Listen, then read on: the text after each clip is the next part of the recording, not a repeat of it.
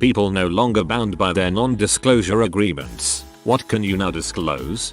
I disclosed to a minority partner that the majority partner owed him 100k. He could have easily received a check for that amount, but he sued for 700k, spent 300k on a lawyer and got nothing. I saw the owner of a company I worked for do the same thing. A sales employee sued for not getting proper commissions and the CEO easily paid 10 times that amount fighting it in court, only to lose and have to pay anyways. Spite. Not me but my cousin. He was working his first job in marketing in one of the top marketing firms in the country. My cousin is ridiculously good looking. Used to be a model for A&F. Not just the local store models, but one of the national models. And dresses well. So he get to the job and his boss's boss, male, starts hitting on him ridiculously. He's invited to lunch, dinner, asked if he wants to go to the boss's weekend home. All the time turning him down. One time in the car his boss told him how quickly he would advance if he spent the weekend with him. And my cousin recorded the entire conversation.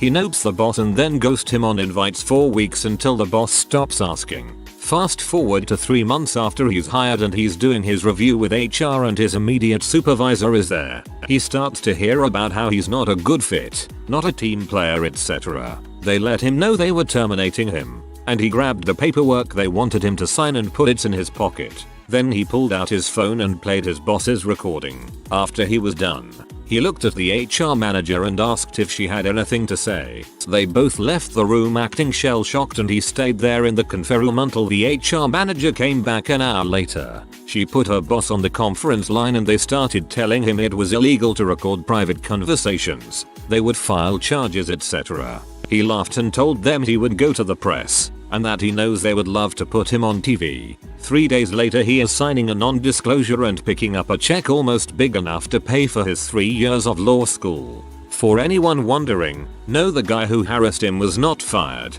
and he has since been promoted again by the company. My best friend worked at a roadside attraction near Chattanooga, TN, called Ruby Falls. There's something else called Ruby Falls elsewhere in the country. It's supposedly a waterfall inside a cave. Of course, the trail to the cave is redone with all sorts of rock brought in from around the world. I think they've owned up to that part now. But the waterfall itself is barely a trickle naturally, and then only in the wetter season. They've run a pipe up there to supplement the falls, hidden by cracks and crevices and cemented over, and powered by a pump off to the side, which you can't hear when the water is splashing down from 100 feet overhead. It's 99% from the city of Chattanooga, or maybe Lookout Mountain, municipal water supply. Of course, with such a wet area, old electrical wires going back to the Great Depression, and 300 feet underground, it sputters, or shorts out and stops every now and then. The first rule in the falls room is make everybody leave immediately if the power goes out, not for safety, but because the fable agreed upon will be shown as fake. The LED effects when you first walk into the cavern are a bit much. I live just up the road, and it is the least recommended tourist attraction when I have guests. Go to the aquarium. The book you're reading might only be a bestseller because the author had enough money to buy thousands and thousands of copies, have them shipped to a warehouse for storage, and eventually destroyed. Always wondered how crappy books were on the NYTBSL and who was buying them.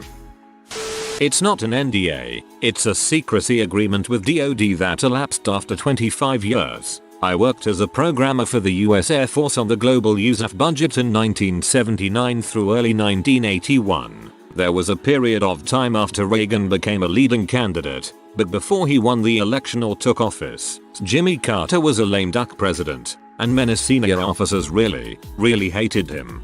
During this time, the USAF had flown the B-1, not the B-1A, not the B-1B. This was when it was just the B-1. People had spent a significant portion of their careers working on delivering the B-1 program. They really believed in the B-1 as a strategic long-range supersonic bomber. Jimmy Carter hated the B-1. He viewed it as a wasteful, unnecessary, bloated program designed to keep the builders afloat at the expense of the taxpayer. He had cancelled the project in something like 77, but a couple flying examples were available, but never to see service. Reagan loved the B-1. It was everything he loved about our military programs. Fast, hot, high-tech, and better than anything the Soviets had. All of that being said, here's what happened. Jimmy Carter gave explicit orders that the only two not certain B-1s currently flying be broken up into parts, the program completely cancelled, the engineering materials be archived at the Pentagon,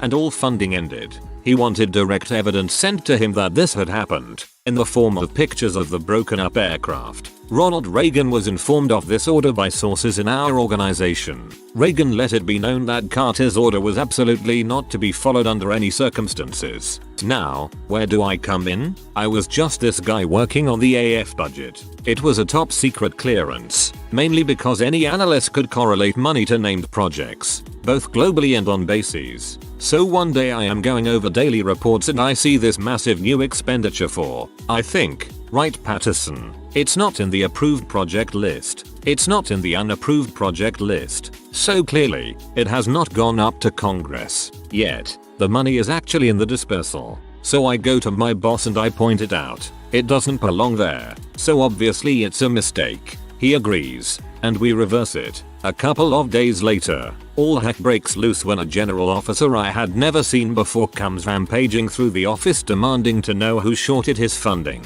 Now, at this point we get hauled into a room, sword to secrecy, and told to fund this maintenance project. What was the project? Pay a huge team of contractors to very carefully disassemble one of the B-1s, drag in parts from other aircraft, show it being crushed, and send pics to Carter. Meanwhile, reassemble the plane and hide both of them inside black hangars. And that was why Reagan was able to have the program restarted literally within days of taking office. The program was fully back online in 1981. Technically, I'm still bound by the NDA, but the company didn't know how to write NDAs. It's like they had the following conversation. Legal. Hey, we need an NDA just like all these other companies have. Publisher. Do you know how to write an NDA? Legal. Number. The NDA was for a role-playing game that I signed up to playtest with a group. The NDA itself actually forbade me, the person running the game and providing feedback to the company, from talking about it, but had no such restrictions in place for anyone I ran the game for. It only required me to sign it, not any of my players. The way it was written, I was not allowed to play the game with any of the players in the group. How they expected anyone to playtest the game, I don't know. The way that RPG playtests are supposed to happen is 1. The company releases a playtest document. 2. People play it, and then 3. They make changes for another round of playtesting. What actually happened is the company changed the core resolution mechanic of the game in the middle of the first round of testing, in the middle of a long message forum thread, based on the feedback of people who were openly admitting they only read the rules and hadn't actually played the game. One of the people who stated they hadn't played the game also said he didn't have a group of players they were going to play it with. So they changed the game based on nothing but feedback from people who hadn't tested anything. To top it off, after my group actually played the game and submitted feedback, we weren't invited back to the second round of playtesting. Also, we were left off the playtest credits. That married grocery store manager in his late 40s was, indeed, freaking that 17-year-old courtesy clerk in the compressor room. This was 15 plus years ago when I was a person in charge, and not yet a full assistant store manager. Our store in the back room had a couple of rooms upstairs, a large room that housed all of our electrical breakers and backup generators, and a room that housed all of our compressors that kept our freezers and coolers running. Both were locked at all times for security reasons. They were accessible only through the back room. The 17-year-old courtesy clerk, Bagger, had worked there for a while. She was not the best worker. She had a habit of disappearing for a half hour or hour at a time. I and the other PICs complained and tried discipline, but the store manager blocked it. So, we just dealt with it. Yes, she was an attractive blonde. I was in charge one night and we got an alarm that one of the compressors was low. It was my job to check the level, record the compressor number, and turn it in. When I went up to the room, the door was propped open with a bucket. I assumed whoever worked in the room last left it open. If you have never been in a compressor room before, I have to tell you that it is loud. Our store had several diesel engines that powered the compressors. I proceed into the back of the room, come around a corner to see the girl, not quite naked, but not fully clothed, being serviced by our store manager, who had left for the day hours ago. Neither saw me and I hightailed it out of there. I wrestled with what to do. I was worried about my career at the time, so I called the security hotline and made an anonymous call and told them in vague terms what happened and that they should contact me about details. I'm 100% certain that they knew it was me that called. A couple of days later, the store manager is suspended, and I'm interviewed. The assistant store manager is interviewed, and the PICs. They tell us not to discuss it, so of course we did. I was a little late to the party. Almost everyone knew. The store manager would use his store keys to come into the back room, meet the courtesy clerk, and then would hook up in the compressor room. She was not the first teenager he had done this with at this store and others. They fire the store manager, and like an idiot, he sues. Dozens of people are deposed, NDAs are drawn up and signed. He thinks better of it, drops the suit, and that's the last I ever heard of him. The girl quit right after the store manager was suspended. Happened at my store too. 16-year-old CC and 27-year-old manager. She's 19 now and they're engaged. I worked at a small bakery in New York City when I was younger. Every morning the bakery would take their day-old cupcakes and deliver them to a tour company that did SX and the city tours. The tour company would pass our cupcakes off as cupcakes from Magnolia, and significantly much more popular bakery. I went on that tour with my ex-wife and ate one of those cupcakes. The cupcake was pretty disappointing. Definitely tasted stale. After the cupcake, the tour took us to some swanky little underground bar where they fed us cosmopolitan martinis, and then it ended at a corn cob store. They set us up for a good time.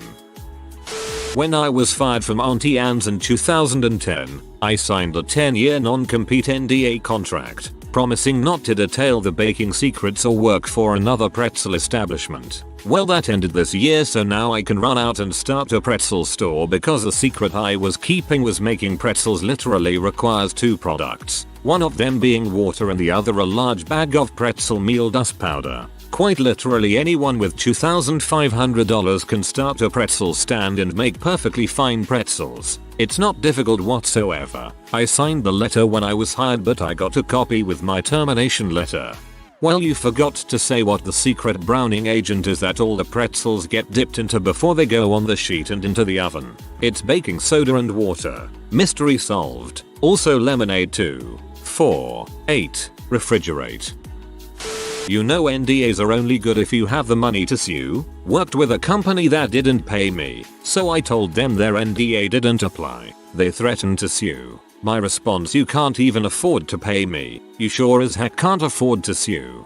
They also don't extend to keeping you from reporting illegal activity to the justice system. Some places may try to make people believe that and may even try to imply it in the NDA, but it has no legal standing.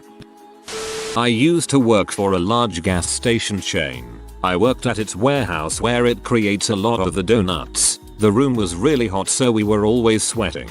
There's some machines where the donuts get glazed in chocolate. They're these small machines, they look almost like a BBQ grill. They always wanted us to be super fast glazing the donuts. Working in a hot room and working at super fast speeds, it was natural for a lot of people's sweat to just drip in the chocolate underneath us. Never eat the chocolate donuts from a gas station. Honestly, if the worst thing in those donuts is human sweat, I'm impressed. I was wrongfully terminated by a past employer. They lowballed the settlement offer and withheld payment on my accrued vacation. This part was actually illegal. It took about a year to get to the point where their attorneys realized that we were not lying about them holding back the accrued vacation, and this caused them to make a more than generous offer to make my claim against them go away. I signed an NDA after negotiating a six-figure settlement with my mortgage lender. Back in 2013, the bank illegally sold my home. While I was living there and making monthly payments, I discovered this when new owners evicted me and my 3 kids. At the time, I thought someone was trying to steal my identity, etc. I spent the next 2 years writing legal documents and had to represent myself in court. The bank owned every legit legal firm I contacted. Also, the first lawyer I hired took my last $7,000 and was promptly disbarred for misconduct with previous cases. I had no money, no home, but I had a laptop.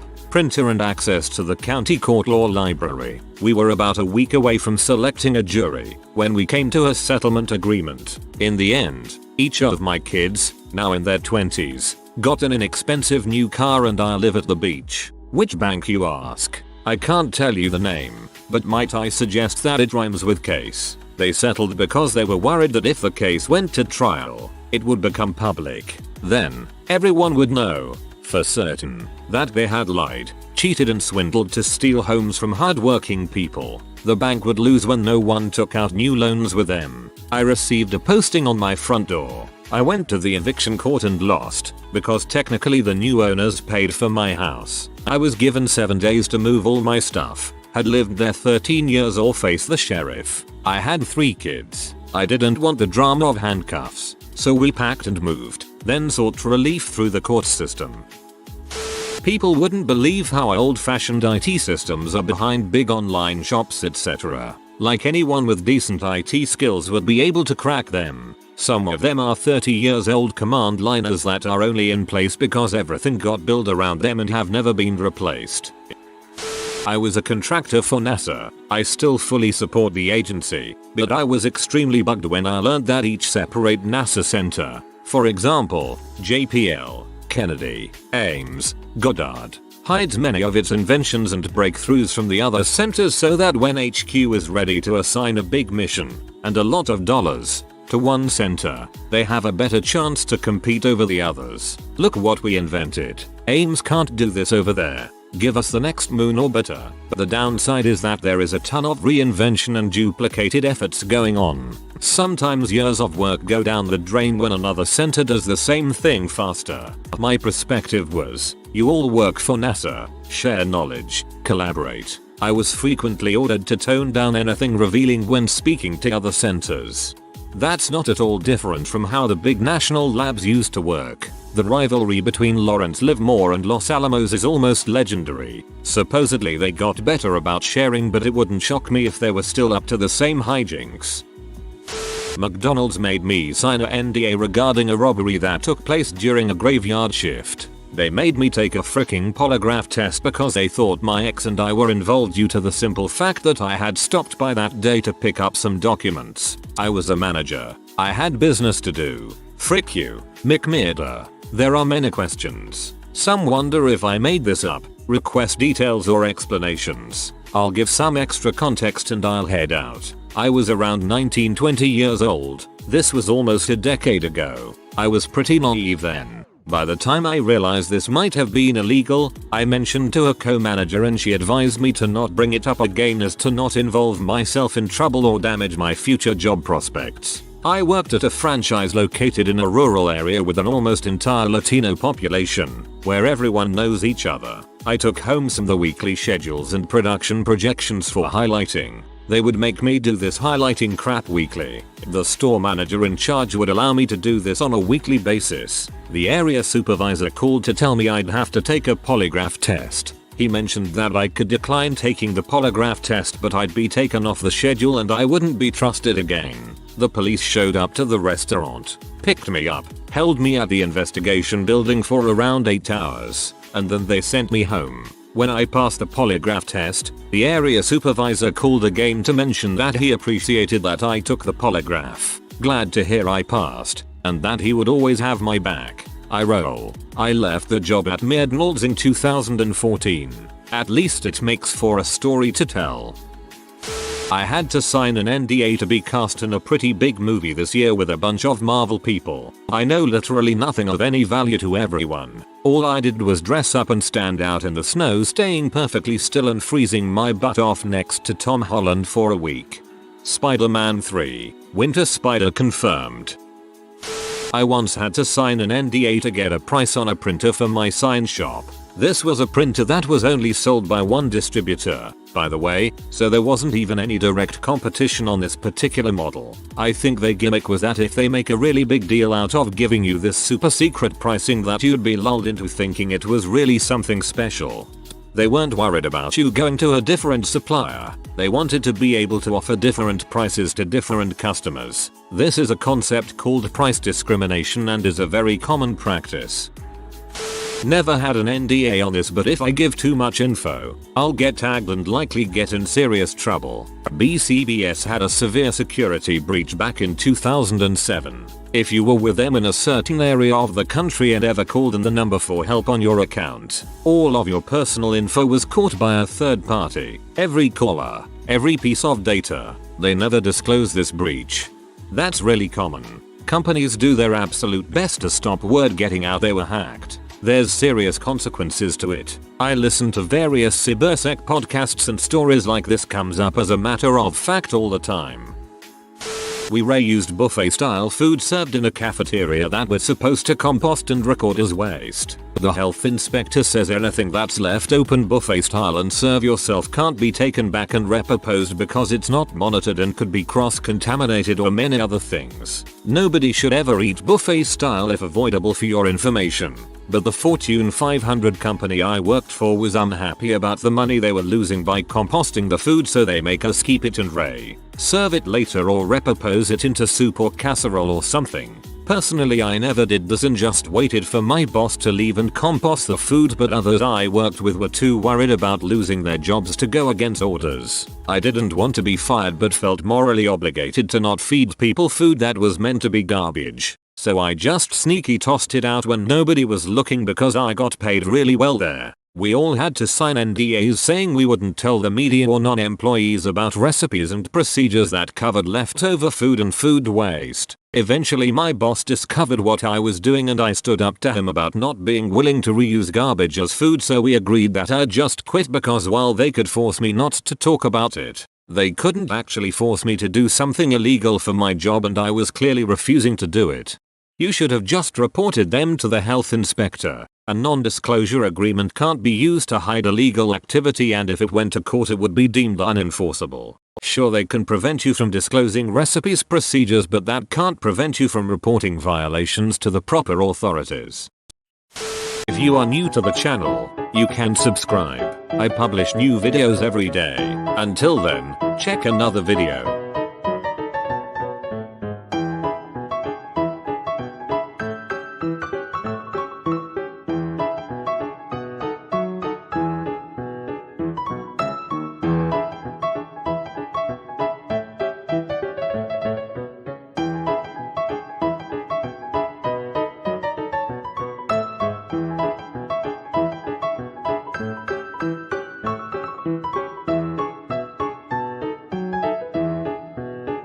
Bye for now.